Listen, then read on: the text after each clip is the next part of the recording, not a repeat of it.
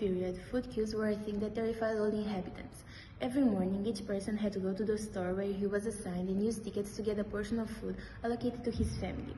That is why similar communist concepts have been preserved today.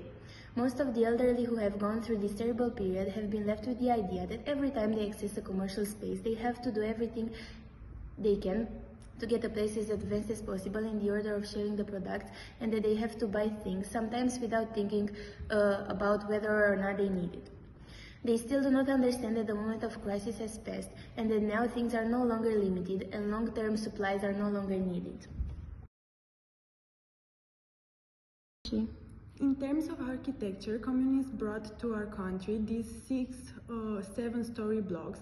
Before, in Romania, most families lived in houses, but starting with 1960, blocks of flats began to be built.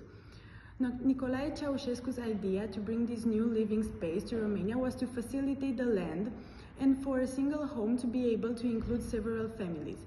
Ceausescu's wish was to bring the working class from the village to the city center to facilitate the economy. He took advantage of the Cubist style, creating simple, gloomy, designless homes, emphasizing the effectiveness of the space in such a way that in a small plot of land to accommodate as many apartments as possible to meet the minimum human needs. Thus, today, most of the inhabitants still live in such dwellings.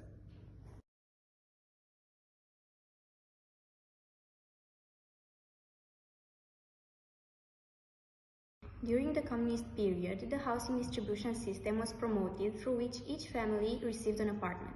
This method, in addition to being easy for all the inhabitants to have a place to live, represented the party's system of luring and rewarding the people it deemed necessary. Nowadays, many of the apartments received before 1989 have remained in the same families, Romania not having the principle of offering an apartment based on the interests of the state anymore.